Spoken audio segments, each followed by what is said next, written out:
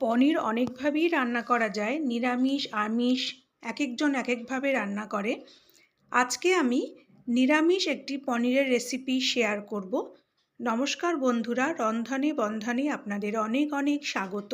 নিরামিষ পনির বানানোর জন্য 3 চামচ পোস্ত নিয়ে প্রথমে শুকনোভাবে গুঁড়ো করে নিয়েছি পোস্তটাকে। এবার মিক্সিং জারের মধ্যে দিয়ে দেব 2 চামচ মতন ভাঙা কাজু আর 2 চামচ ফেটিয়ে নেওয়া টক দই। এবার সামান্য জল দিয়ে এগুলোর একটা মিহি পেস্ট করে নেব। তবে এর মধ্যে 2টো কাঁচা লঙ্কা দিয়েছিলাম, সেটা আর দেখানো হয়নি। দেখুন পেস্টটা তৈরি করা হয়ে গেছে। কোনো দানা ভাব যেন পেস্টে না থাকে, একদম স্মুথ একটা পেস্ট তৈরি করতে হবে। এবার নিয়েছি 200 গ্রাম মতন পনির। পনিরটাকে এভাবে কেটে নিয়েছি। কড়াইতে 2 চামচ তেল দিয়েছি। খুব বেশি তেলে রান্না করব না। তেলটা গরম হলে পনিরগুলো তেলের মধ্যে দিয়ে দিলাম। গ্যাসের ফ্লেমটাকে মিডিয়ামে রেখে নাড়তে নাড়তে পনিরগুলোকে হালকা করে একটু ভেজে নেব। খুব বেশি ভাজবো না, পনির বেশি ভাজলে শক্ত হয়ে যায়।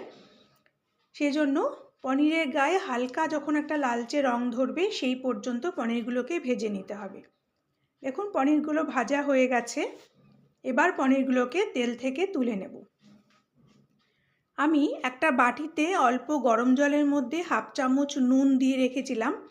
পনিরগুলোকে তুলে ওই গরম জলের মধ্যে ভিজিয়ে রাখবো। তাতে কি হবে, পনিরগুলো খুব নরম হয়ে যাবে। দেখুন নুন মেশানো গরম জলে পনিরগুলোকে এভাবে ভিজিয়ে রেখে দেব।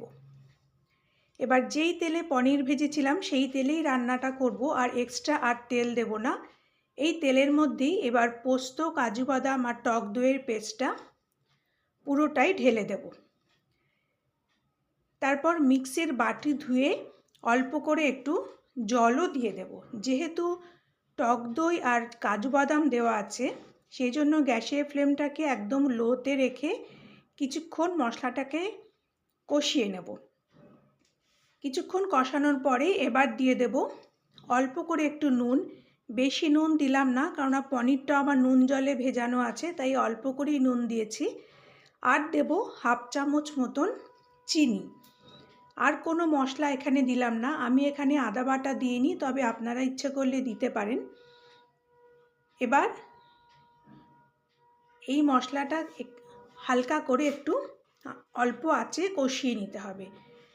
যেহেতু কাজু বাদাম আর টক দই দেওয়া আছে, তাই হাই করবেন না, লো ফ্লেমেই মশলাটা কষাবেন। তবে মাঝে মাঝে একটু গ্যাসের ফ্লেমটা বাড়িয়ে দিতে পারেন। তবে খেয়াল রাখবেন তলায় যেন লেগে না যায়।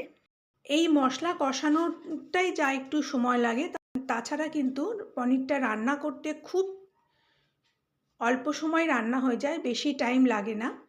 দেখুন লো ফ্লেমে কষাতে কষাতে মশলাটা কিন্তু বেশ ভালো মতন কষে গেছে। তবে মশলার উপরে কিন্তু তেল ভেসে উঠবে না, কারণ আমি খুব অল্প তেলই রান্নাটা করেছি।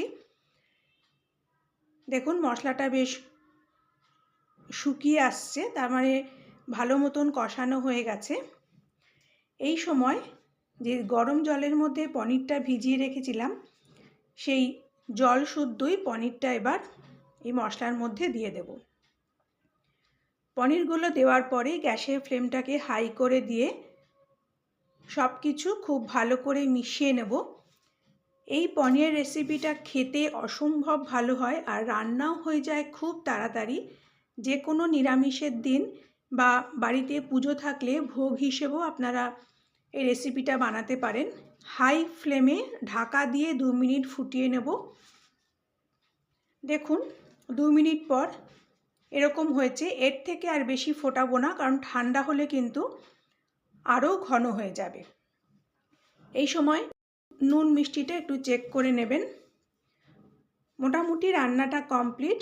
এবার লাস্ট স্টেপে 1 চামচ মতন বাটার দিয়ে দেব। যেহেতু শেষে বাটার দিলাম, তাই আমি অল্প করেই তেলে রান্না করেছি, বেশি তেলে রান্না করিনি। বাটারটা দিলে পনিরের টেস্টটা একদম পাল্টে যায়, দুর্দান্ত টেস্ট হয়। বাটারটাকেও মিশিয়ে নিলাম। তারপর গ্যাসটা অফ করে ঢাকা দিয়ে 5 মিনিট স্ট্যান্ডিং টাইমে রেখে দেব। তারপর সার্ভ করে নেব। রুটি, লুচি, পরোটা, গরম ভাত, ফ্রাইড রাইস, পোলাও সবার সাথে অসাধারণ লাগে এই পনিরের রেসিপি। আপনারা অবশ্যই একবার বানাবেন। দেখুন তৈরি হয়ে গেল নিরামিষ পনির। কেমন ক্রিমি টেক্সচার হয়েছে দেখুন গ্রেভিটার। এখানে কিন্তু কোনো ক্রিম বা দুধ কিছুই পড়েনি, প্লেন জলই রান্না করেছি। কাজু বাদাম আর দইয়ের জন্যই এরকম ক্রিমি টেক্সচার হয়েছে। পুজোর দিনে যদি বানান তাহলে পুজোর সময় অনেক কাজ থাকে, ভোগের রান্নাটা তাই তাড়াতাড়ি সেরে ফেলতে হয়। তাই অবশ্যই পুজোর ভোগ হিসেবে এই রেসিপিটি বানাতে পারেন। খুব তাড়াতাড়ি রান্না হয়ে যায় আর টেস্ট তো অসাধারণ হয় খেতে। এবার বাটিতে সার্ভ করে নেওয়ার পরে ওপর থেকে আরও অল্প করে একটু বাটার দিয়ে দিলাম। এতে দেখতেও ভালো লাগবে আর খেতেও খুব ভালো হবে। দেখুন পনিরটা ঠান্ডা হয়ে গেছে আর গ্রেভিটাও কতটা ঘন হয়ে এসছে। তৈরি হয়ে গেল দুর্দান্ত স্বাদের নিরামিষ পনির। আশা করি আমার আজকের রেসিপিটি আপনাদের ভালো লেগেছে। পরের দিন আবার একটা নতুন রেসিপি নিয়ে চলে আসব। আপনারা ভালো থাকবেন, সুস্থ থাকবেন। নমস্কার।